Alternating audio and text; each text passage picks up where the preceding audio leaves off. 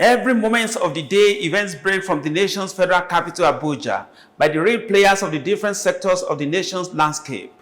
What we do on this platform, therefore, is to relieve these issues and happenings in your living room on a weekly basis. This is Abuja Dispatch, and I'm your host, ABUJA Arogodo.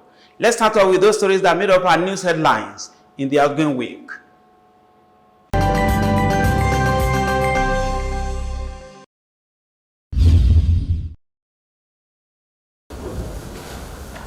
President Muhammadu Buhari has launched the revised national policy on population for sustainable development.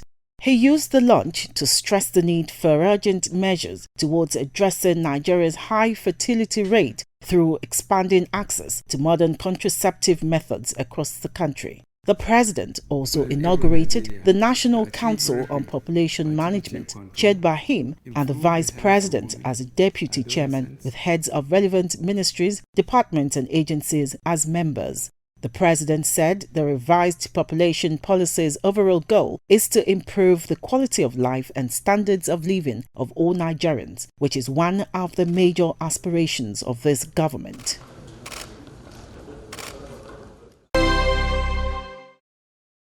President Muhammadu Buhari has launched a 62 billion naira trust fund to help Nigeria and AIDS as a public health threat and place more people living with HIV on treatment annually. Speaking at the launch of the HIV Trust Fund of Nigeria, the president pledged that his administration would continue to prioritize health interventions to address killer diseases and public health emergencies. President Buhari noted that Nigeria's purposeful partnership with the private sector in the response to COVID-19 pandemic had provided a readily available financing solution to leverage on to sustain the HIV response. Within the last 3 years, the agency has identified and placed on treatment an additional 900,000 persons living with HIV, bringing the total number of Nigerians on HIV treatment to 1.7 million. Former governor of Imo State and lawmaker representing Imo West Senatorial District in the 9th Senate, Owele Rochas Okorocha, has officially declared to contest for the presidency in 2023. While declaring his intentions to run for the office of the president at an elaborate event in Abuja on Monday, Okorocha said uniting Nigerians across ethnic and religious divides would be his paramount goal. He pledged to create an enabling economy where productive activities and job creation will be the order of the day. The presidential aspirant, who is making his 4th attempt at the presidency, said he would make free education compulsory, especially from primary to secondary schools.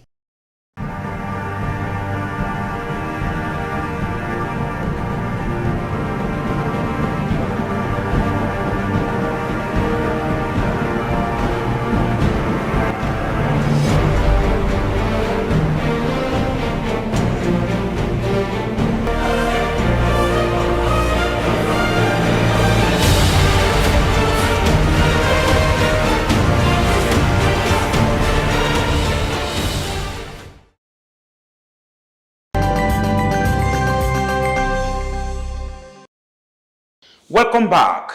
The National Drug Law Enforcement Agency was established by Decree 48 of 1989.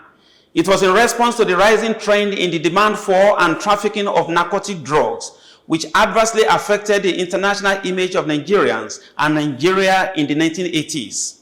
For some years now, the agency has been moribund, until recently when government gave it a new lease of life. This new posture of the anti-drug agency in the last 12 months attracted our attention tonight on Dateline. Stay with us.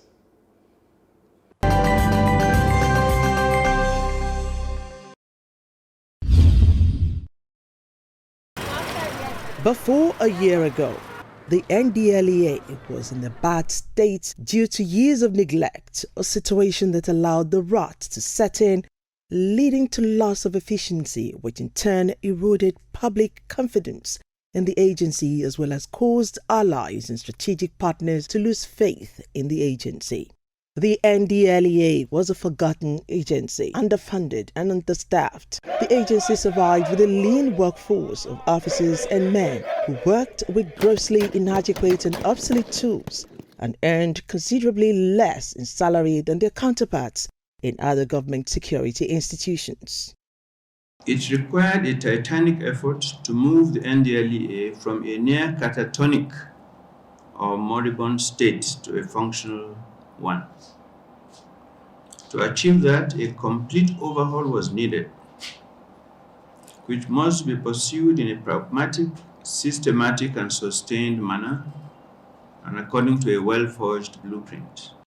A year ago, the government mustered the willpower to salvage, reform, and rejuvenate the organization whose importance to the well-being of the society cannot be underestimated. The change couldn't have come at a better time, because the dire findings of the National Drug Use and Health Survey of 2018 was a wake-up call that showed clearly procrastination was an invitation for a national catastrophe.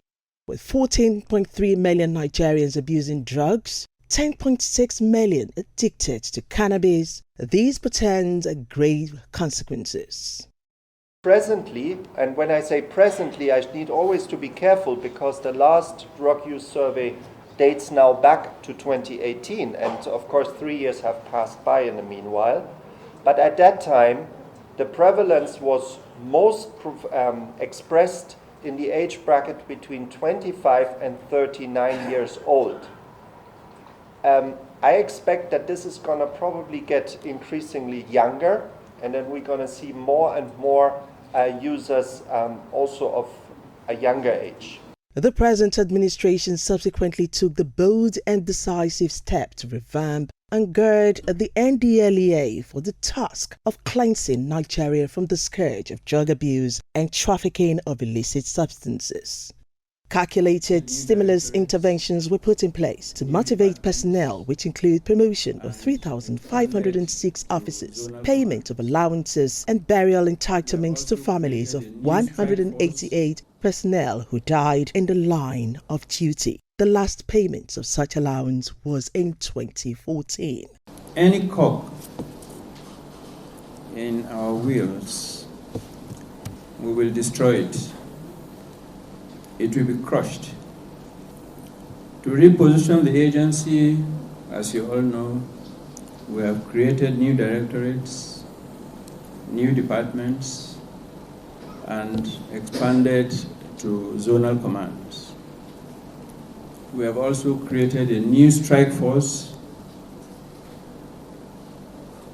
properly motivated and trained, to transform the NDLEA from a reactive and inert anti-narcotic organization to a proactive and vibrant one. Major changes and innovations were enforced in the philosophies driving the agency's activities, particularly through a paradigm shift to intelligence-driven process and adoption of offensive action against traffickers. Aside arresting drug traffickers, there is a shift in the tactic of forfeiture of assets of barons and pursuing the masterminds of drug trafficking networks using a combination of laws, including the NDLEA Act, the Money Laundering Act, and the International Tool of Mutual Legal Assistance Treaty, MLAT, which enables the agency to go beyond arrest to the actual dismantling of drug syndicates. It is part of the mandate, and we have been executing this mandate since the inception of NDLEA.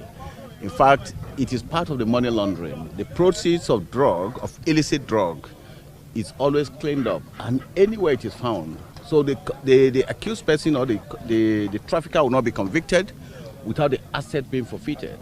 Apart from the drug seized that will be destroyed, whatever asset is traceable to the drug business will also be seized from him and destroyed and taken by the government.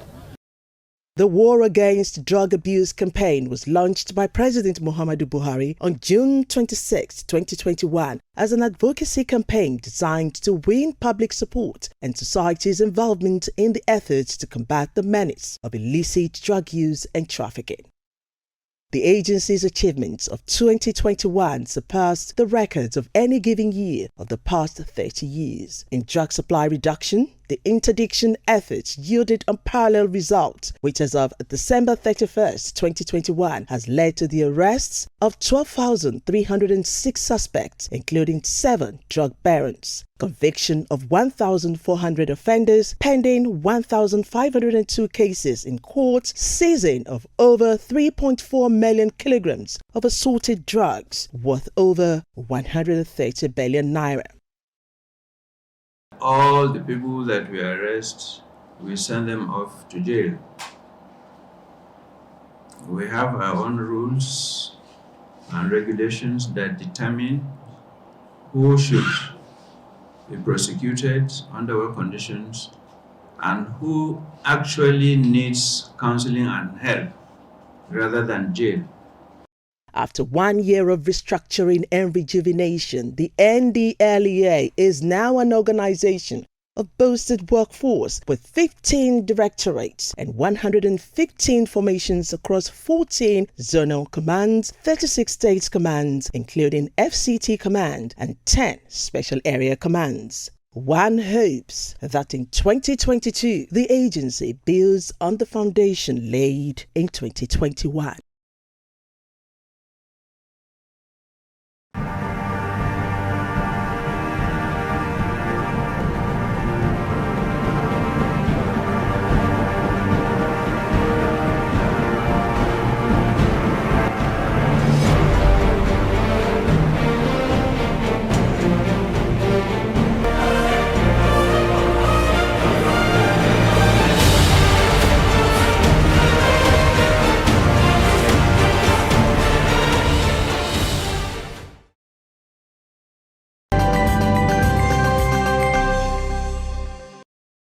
Thanks for staying with us.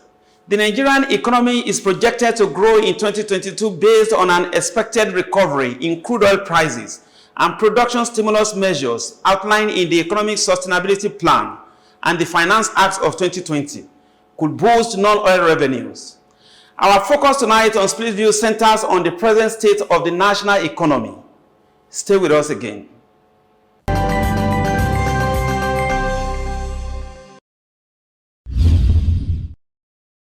Welcome to the Split View segment of our program, ABUJA Dispatch. And on Split Views tonight, we have in our midst the Chief Executive Officer, Growth Masters Consulting, and Public Affairs Analyst, Mr. Olawale Oluwade. You are welcome to the program, sir. Thank you, Boyga. Thank you. Now, sir, let's look at the economy in 2021. Your own estimation, the government scores itself high economically. Are you of the same view? Thank you, Boyga, and I'm glad to be on your show once again.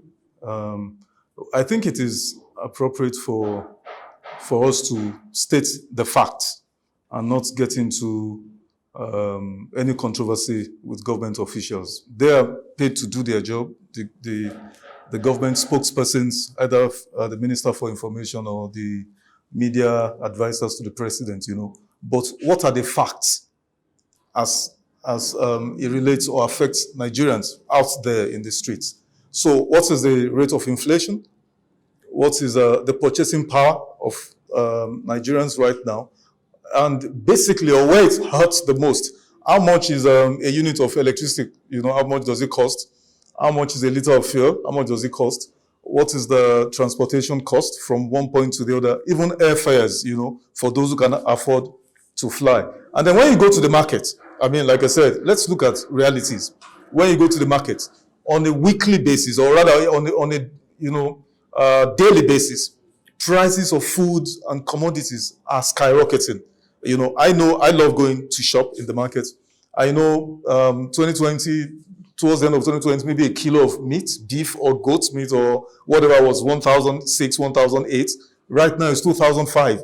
How much is a bag of rice? How much, so food prices have gone through the roof. So if the government is calling itself high, then there is a need to ask government officials to give justification for such scores, because the reality out there with Nigerians, what Nigerians experience daily is totally against the optimism that government officials would want us to believe. All right. Now, let's look at the budget cycle, which the government always, pride itself as being, having been maintaining that structure for the past 2 years now or more than. Now, what are the visible or tangible effects of this January to December budget cycle? It's good to have January to December, budget cycle, which makes, that is the proper calendar, that's a full year, so that you know that, okay, at December 31st, this year's budget is over. Then 2022, January 1st, we're starting a new budget. I don't see the evidence of any positive impact because budget performance is where it's important. Beyond recurring expenditure of the budget, where government seems to most likely do 90 to 100%, because 60 to 70% of budget of recurrent expenditure is personnel cost. So salaries, wages, emoluments, all of that are met. But when it comes to the critical aspect of the budget, of any annual budget, which is capital expense, what is the percentage of that is met on a yearly basis? I don't think in the last 5-10 years, not just this administration, budget performance in terms of capital expenditure has not done 50%. Not any that I remember has done 50%. So if you strictly measure or judge budget performance on that score, then you know that it's, at best, if you're going to be generous, you say 50%, maybe average score. So to have budget cycle either March to April or June to June of the next year or January to December is just tokenism. It's just tokenist. It's the real pudding. The real measure of budget performance is what is the quantum of capital expenditure. Capital expenses that has been met by the particular budget. Now, the executive raised eyebrow over some infractions noticed in the 17.13 trillion naira 2022 budget, which was recently passed, signed by Mr. President, that's December anyway. Now, how normal is this issue of budget padding in a country's national budget? Is it a normal thing? It's an aberration. It's an aberration, and you would have thought, or any reasonable Nigerian would have thought, that as of today, we wouldn't be talking about budget padding in Nigeria. I remember, maybe over about a decade ago, when this issue of budget padding was a big issue, in the National Assembly. In fact, I think a couple of Senate presidents got into, hot potato because of this. Their fingers were burnt because of this. Because the responsibility of the National Assembly members is to pass the budget. The executive prepares the budget, sends it to them, they go through it, they pass it.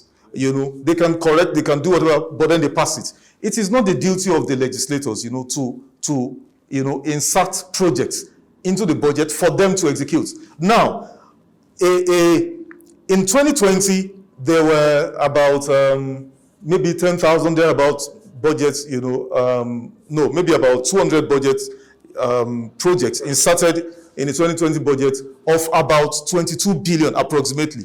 Guess what? Because nobody paid. When I say projects inserted, we're talking of duplications. Now, because nobody was held, made to account for that, in 2022 budget, this one that has just been signed, there were 460 projects duplicated in the 2022 budget. And guess what? From 2022, about 22 billion.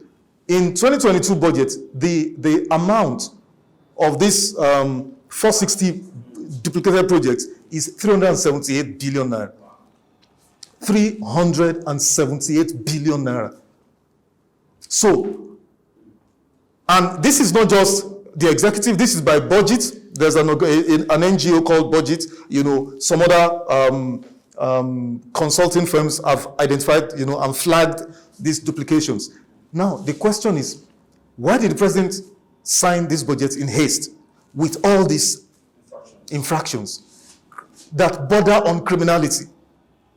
Why did the president sign this budget? Because, there were investigations made by ICPC, especially ICPC, that, when some of these places where these projects in 2020, 2021 budgets, they went there was nothing. and monies were mobilized. And there was nothing, when they got there was nothing to show. So the budget, sadly, in this part in Nigeria, over the years, especially in this Fourth Republic, to members of the National Assembly, to members in the executive arm of government, has become a conduit, for massive corruption. The national budget has become a source of corruption, where the national resources, the national wealth, our common patrimony has been siphoned, consistently by shady, criminal-minded individuals. Both, of course, they are working together with members in the executive and national assembly, with private sector operators, and only God knows. I don't know when all of this, because like I said, the president refused to sign a couple of bills because he said there were errors and he returned it for those. So why would the president not return this to the National Assembly for these infractions that border on criminality, that border on colossal loss of revenue, of resources to the nation, to be corrected? The excuse would be, to maintain that January to December. But I just told you, Boyega, that January to December is just a tokenist gesture. It does. I mean, because you have a budget cycle running from January to December, does not guarantee that the budget will be efficiently performed or will be efficiently adhered to strictly. It does not mean there will be revenues, because take for instance this 2022 budget. There is a deficit, expenses. The deficit in this budget is 6.25 trillion naira. So whether it's March to April or January to December or June to July, it's still, the parameters are still the same. But for easy administration, for adherence to best practice, global best practice, yes, fine, but it is at best tokenist. But the Minister of Finance announced, as of last week, that those infractions have been returned back to the National Assembly for corrections. Well, the Minister of Finance said that, but how are we sure? Because once the president assented to the bill and it becomes a law, that law, the 2022 Appropriation Act, which is a law, has got to go back. You can't sit down in the executive arm of government and be, deleting, that's illegal. It's got to go back to the National Assembly for them to remove all of those, and put it back together, and for the president to assent to it again. That was what he did to the PIA. He signed the PIA, and then he returned it back, with a covering memo that, okay, these areas and these areas need corrections, and they so that's the process of appropriation of lawmaking. Mr. Olawale Oluwade is the Chief Executive Officer of Growthmasters Consulting and a Public Affairs Analyst. He has been our guest tonight on Speed Views. Thank you for your time, sir. You're welcome, Boyega. Thank you for having me. Thank you for having me.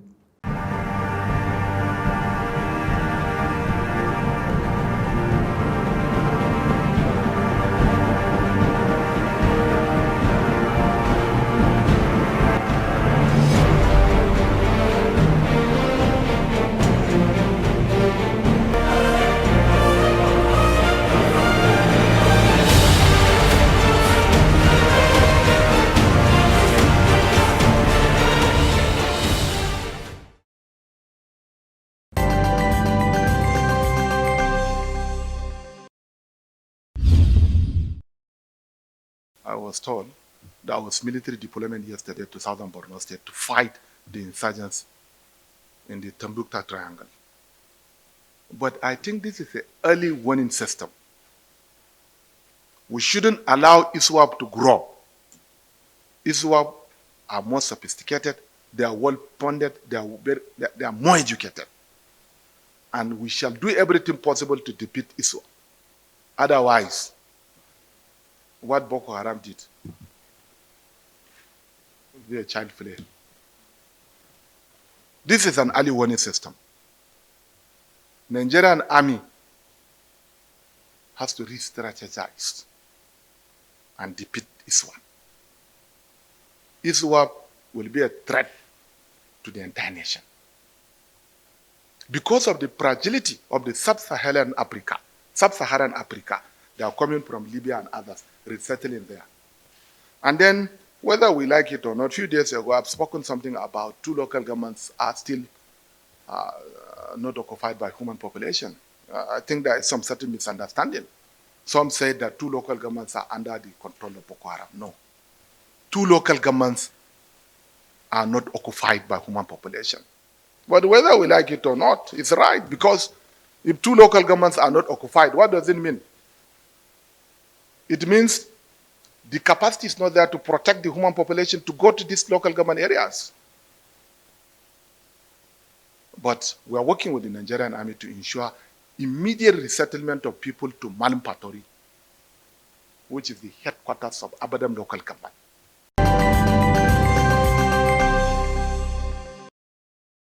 That is our package tonight on Abuja Dispatch. For marketing details and advert placements, you can contact us at Lagos Television Abuja Bureau Office, number 78 Rafshodende Street, Central Business District, Abuja. And for comments and suggestions, you can reach us out on any of our various social media platforms.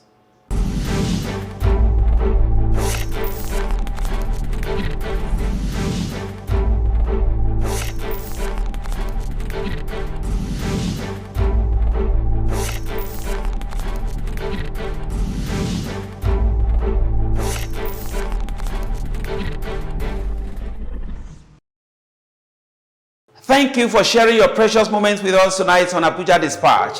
A week from now, we bring you another refreshing episode. Same time, same station. Adeboye Garobodo is my name. Have a good night.